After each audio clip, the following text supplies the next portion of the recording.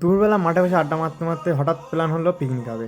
কি পিকনিক হবে না বিরিয়ানি রাত্রে। ব্যাস সবাই রাজি হয়ে গেল, চলে গেলাম তিনজন মিলে বাজার করতে। পিকনিকটা কোথায় হবে? মাঠে হবে। সেখানে বসে আমরা সকালবেলা আড্ডা মারছিলাম, সেখানেই পিকনিক হবে। বাজার করে এসে দেখি কেউ নেই, পুরো ফাঁকা। লাইট লাগালাম, তারপরে এক এক করে কাটাকুটি করছিলাম আমি আর ভোলা। কাটাকুটি কমপ্লিট হয়ে গেলেই হাঁড়ি বসিয়ে দিলাম গ্যাসে।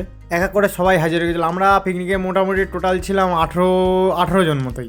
এই পনিরটা দেখতে পাচ্ছ?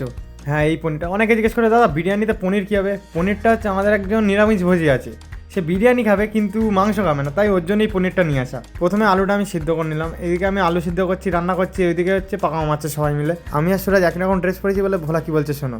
একই সোয়েটার কিনেছে, তাই একটা গান বলছি শোনো। এ দোস্ত হে তো ক্যা, এ রুহ কা তিফাক হে, এ দর্দ হে তো ক্যা। এটা সবাই আড্ডা মারছিল, আমি ওইদিকে গ্রিন চাটনি হবে বলে তাই গ্রিন চাটনির জন্য সব কাটাকুটি করছিলাম। আলুটা আগেই সিদ্ধ হয়ে গেছিলো, তারপর মাংসটাও সিদ্ধ করে নিলাম।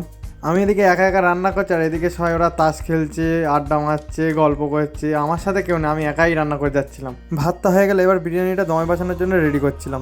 প্রথমে মাংস দিলাম, তারপর আলু দিলাম, আলু দেওয়ার পর বিরিয়ানি মশলাটা দিলাম, তারপর আলু বগড়া খোয়া ক্ষীর দিলাম, তারপরে রাইস দিয়ে দিলাম, তারপরে আবার অল্প করে বিরিয়ানি মশলা ছড়িয়ে দিলাম। পুরো ওপর দিয়ে গোলাপ জল, কেওড়ার জল আর দুধ ছড়িয়ে দিলাম। তারপর বিরিয়ানিটা দমে বসিয়ে দিলাম। সেদিন ছিল একটা ভাইয়ের জন্মদিন, তাই কেক কিনে নিয়ে আসা হয়েছিল, বার্থডে সেলিব্রেট করা হলো। তারপরে এই বিরিয়ানিটা দিকে দমে দেওয়া হলো, তারপরে এই বার্থডে সেলিব্রেট করা শুরু হয়ে গেল। বার্থডে সেলিব্রেট হতে হতে বিরিয়ানিটাও দম দেওয়া কমপ্লিট হয়ে গেছিলো, তাই নামিয়ে নিলাম। এখন টাইম প্রায় 11:30 বেজে গেছিলো, তাই সবাইকে এক এক করে খেতে দিতে শুরু করে দিলাম। সবাই অসহায়ভাবে বসে রয়েছে খাবে বলে। সবার খাওয়া হয়ে গেলে লাস্টে আমি খেতে বসেছিলাম। আমার খাওয়া হয়ে যেতেই সবাই বাড়ি চলে গেল। ভিডিওটা যদি ভালো লেগে থাকে ভিডিওটা একটা লাইক করে দিও, চ্যানেলটা একটু সাবস্ক্রাইব করে দিও। ভিডিওটা এই পর্যন্তই, টাটা।